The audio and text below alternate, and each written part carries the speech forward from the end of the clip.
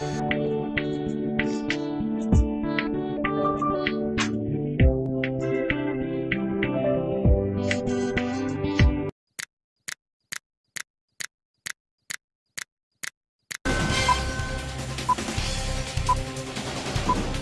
Balandamio, bonjour. Bonjour. Comment vous allez? Le micro? Très bien. Ah, vous êtes bien habillé, hein, toujours sapologie. Oui, non, c'est tout ça pour la grâce de Dieu. Barela Bouesso, Orsili Manguida, le phytothérapeute est à vous pour parler de la stérilité féminine.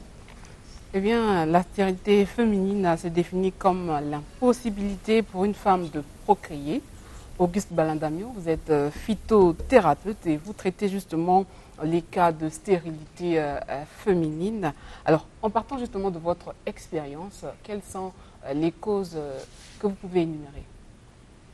Merci. Et les causes que nous pouvons lier à cette stérilité féminine, il y a un problème de dysfonctionnement et de malformation des ovaires, des trompes, de l'utérus, la corde de l'utérus ou du vagin. Voilà ces éléments-là qui sont les causes principales dans le cadre de la stérilité féminine. Alors, outre les causes physiques que vous venez de citer, existe-t-il aussi des causes d'ordre spirituel? Les causes d'ordre spirituel, justement, nous en parlerons avec Monsieur Auguste Balandamio. Le temps pour moi de rappeler que Maître Anaël vient de nous rejoindre sur ce plateau. Bonjour Maître Anaël. Bonjour Monsieur Jazz. Vous allez bien? Très très bien. Tout se passe bien? Formidable. Et merci beaucoup. Vous avez suivi tout ce qui a été dit autour de la maladie, déjà depuis l'apôtre Richard Philassenteude, avec ses démonstrations, et avec Maître Tiburce, ainsi qu'avec Maître Anaël, et ce que Monsieur Balandamio dit. Un avis là-dessus? Je crois que tout a été dit, mais je vais quand même un peu soutenir la pensée de ceux qui étaient là, notamment le problème de l'équilibre de l'organisme et aussi de l'équilibre universel. Il faut simplement comprendre que l'univers est régi par un tout harmonieux. Ce tout harmonieux, les religieux l'ont appelé Dieu, mais il y a un problème d'harmonie universelle. Et donc dans notre organisme physique également, il y a l'harmonie. Quand l'autre être physique et spirituel est en harmonie, c'est très difficile que vous puissiez tomber malade. Parce que le divin a fait en sorte qu'il y ait en nous une énergie vitale qui combat la maladie, ce que les scientifiques appelleront par les anticorps. Et donc, c'est quand il y a le déséquilibre entre le corps et l'esprit, c'est à ce moment-là que nous devenons faibles et que le terrain devient favorable pour qu'il y ait apparition d'une quelconque maladie. Ça veut dire que la vraie guérison commence par l'équilibre de l'esprit et du corps. Une fois que l'harmonie est restituée, la maladie n'a plus sa raison d'être. Merci beaucoup. Nous refermons cette parenthèse pour repartir vers M. Balandamio. Oui, vous m'avez posé la question si également on parle des causes spirituelles. Justement. Vous savez, tout à l'heure, on vous a parlé du spirituel et du corps physique. Aujourd'hui, quand nous en avons parlé du spirituel, c'est d'abord un problème mental. Lorsque la personne, dans son esprit, dit que moi, je n'aime pas des hommes, je n'aime pas faire des accouplements, spirituellement, déjà, il devient malade. C'est ce que les hommes de Dieu disent, on peut être malade de l'esprit ou de chair. Donc cette cause existe d'abord dans le cadre de la psychologie. Mais dans d'autres cadres, quand vous allez parler dans ce cas-là, vous pouvez me parler peut-être de la sorcellerie, que les gens ont voulu parler de la sorcellerie. Oui, si c'est dans le cadre de la sorcellerie, effectivement, ça existe. Parce que lorsque vous avez la présence des maris de nuit, ils ont pour conséquence également détruire votre projectile de demain. Donc, vous amenez à une stérilité. Ça peut être primaire et secondaire, en ce cas. Est-ce que vous rencontrez justement ce genre de cas? Oui, mais dans ce cas de cas, je vais vous donner un exemple palpable qui se passe. Je ne sais pas si de nos jours encore ça existe. Marina, on dit Marina, qu'est-ce que tu veux? Qu'on te donne de l'argent ou des enfants? Et quand tu dis non, moi j'ai besoin d'enfants, on te donne des enfants, mais vous êtes pauvre. Dans des contrées, ça existe. Oh non, moi je voudrais avoir des enfants. Tu vas avoir des enfants, on te donne, tu vas avoir de l'argent, oui. On te donne l'argent sans enfants. Donc c'est pour dire que ça existe dans des contrées données. Et surtout aussi en République du Congo. Quand je dis ce genre de cas, je fais allusion à une dame peut-être à qui on a jeté un sort de ne pas peut-être procréer. Et puis, est-ce que vous recevez justement ce genre de cas dans votre cabinet? Oui, mais quand vous venez dans mon cabinet, il y a d'abord cette prise de contact.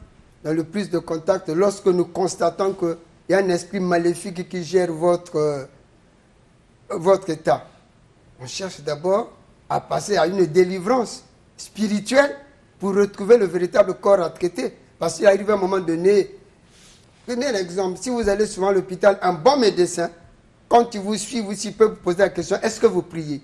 Et pourquoi le médecin vous dit, est-ce que vous priez? Parce qu'il constate en vous qu'il y a un élément impur qui est là, que pour te traiter, il faut que cet élément te libère. Alors, Monsieur Balandamio, la médecine moderne propose plusieurs traitements pour soulager cette anomalie. À l'instar du chlomifène citrate, je cite, qui consiste à stimuler les ovules dans les ovaires. Du côté de la médecine traditionnelle, qu'est-ce que votre cabinet propose comme traitement? J'ai dit et je le redis toujours que le Congo détient une grande forêt équatoriale où nous avons des vertus, des principes actifs capables de détruire toute pathologie confondue. Donc, au niveau du Congo, étant donné que la médecine traditionnelle est la porte d'entrée de la santé, nous avons les herbes qui sont là, nous avons la nature qui est là. À base de cette nature, avec cette connaissance que Dieu utilise des gens, par la connaissance, on arrive à gérer ce que nous sommes en train de gérer. Toujours en parlant de la médecine moderne, du côté de la médecine moderne, en fait, on nous signale que le traitement varie justement en fonction des cas, parce que il y a plusieurs cas. Par exemple, en parlant, si c'est un cas de trouble de cycle, la médecine moderne procède par le traitement hormonal et le chlomifène qu'elle a eu à évoquer pour stimuler l'ovulation. Dans certains cas, il y a même une opération chirurgicale. Et vous, de votre côté, comment vous arrivez justement à traiter en fonction justement, en sachant que il y a différents cas de stérilité, il y a plusieurs causes justement de stérilité. Est-ce que c'est le même traitement que vous donnez? Non, il y a des plantes qui sont là, spécialisées. Cette plante-là n'a que le pouvoir de traiter les trompes, par exemple. Ce pouvoir n'a qu'un problème de traiter l'utérus. Et cette plante n'a que le pouvoir de redonner la vie aux hormones. Donc, Dieu a planté dans la nature des plantes qui ont les principes actifs qui doivent faire face à chaque pathologie donnée. Le grand problème, c'est d'avoir la connaissance. Si vous avez la connaissance, vous allez vous en sortir facilement. Et quand vous traitez, le traitement là dure combien de temps? Bon, mais le traitement varie selon les organes de l'homme. Marina peut avoir un problème. Je prends un exemple. Vous avez un problème de trompes bouchées. On doit d'abord chercher à traiter tes trompes bouchées. Quand les trompes bouchées vont retrouver leur voie normale, et on vous donne un produit pour la procréation. L'autre peut avoir un problème de myome ou de kyste. Il faut d'abord libérer les myomes qui sont dans des conditions qui ne sont pas des conditions favorables. Quand les myomes seront libérés, facilement on le libère. Une femme peut avoir un problème de troubles gastro. Les troubles gastro également créent une stérilité. Et quand on gère ces troubles gastro, facilement, la femme arrive à retrouver la vie. Et combien de temps après, une fois qu'on a suivi un traitement auprès du cabinet de Banviri, combien de temps après on peut concevoir? Vous avez 2 mois. 2 mois. En 2 mois, vous devez concevoir. Et vous avez justement des témoignages, des gens qui viennent... Le témoignage, je vous ai toujours dit, il faut déplacer les montagnes pour les témoignages, mais c'est la grâce qui est là. Alors, pour les cas liés à la spiritualité, comment procédez-vous? Je vous ai dit, pour les cas liés à la spiritualité, il faut d'abord retrouver le corps à traiter. Hein? Je prends un exemple. Tout à l'heure, vous avez des maris de nuit. Donc, quand on va dans l'esprit, dans les normes, vous avez une 3e personne qui gère votre foyer. Il faut d'abord éliminer la 3e personne qui est là. Et lorsque la 3e personne va partir dans votre couple, et vous aurez la facilité d'avoir des enfants. Et vous avez aussi cette possibilité-là d'éliminer cette 3e personne? Oui, tout est possible. Parce que quand vous venez dans mon cabinet, j'ai les 2 sens. Hein. J'ai le sens spirituel et le sens naturel.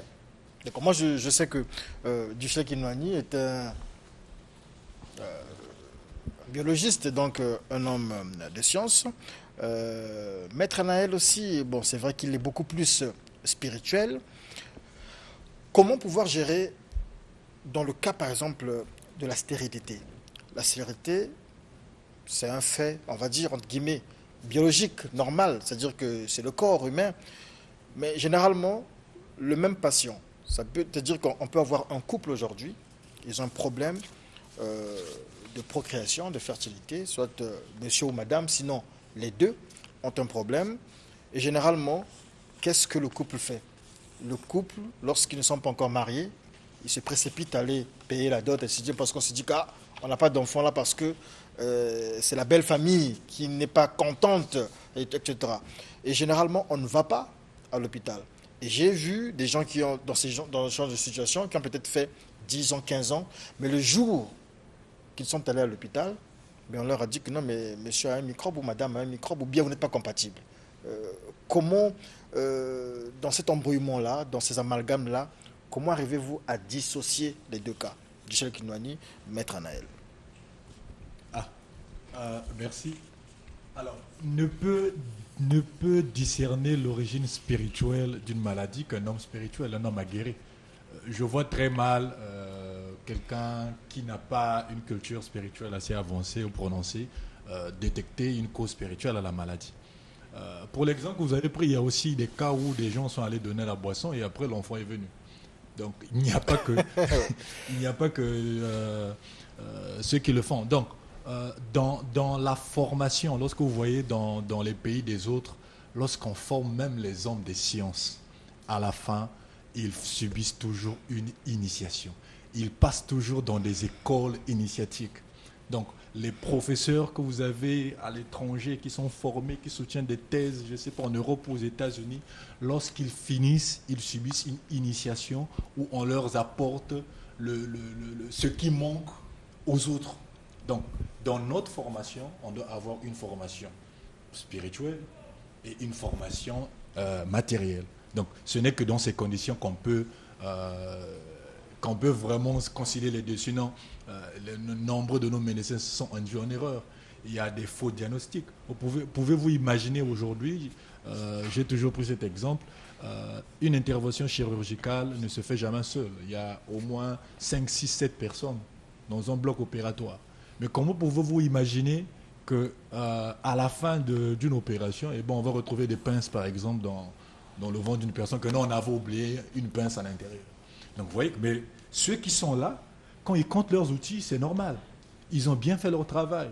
Mais puisqu'il y a une main noire qui est passée par là, et là où ils sont tous, c'est des aveugles, ils ne s'en rendent pas compte. Vous pensez que c'est une main noire? Ben oui, c'est une main noire. Dans la plupart des cas, celui qui opère ne tient rien. Tout il demande. Donnez-moi ceci. Il y a des opérateurs qui sont là. Donc c'est un travail qu'on fait ensemble. Donc on ne va pas quand même dire qu'autour de 10, 11 personnes, vous allez oublier ceci ou cela. Donc surtout dans nos réalités africaines, à la PSV, nous disons que près de 80% de nos problèmes sont dus à des esprits. Donc, ont une cause spirituelle. D'accord. Maître Naël. Bien, mais merci, Monsieur Diaz. Notre plus grave erreur, c'est que nous oublions un peu que nous sommes d'abord un être humain. Nous sommes des êtres humains. C'est-à-dire qu'il y a l'être qu'on ne voit pas, et il y a l'humain qui subit la force de l'être. En ce sens que l'esprit domine la matière. Ce qui signifie que dans certains cas des maladies, évidemment, sur l'exemple que vous venez de prendre, il pourrait arriver évidemment qu'il y ait une influence spirituelle et mystique. Sauf que ça va dépendre de celui qui reçoit ici les patients.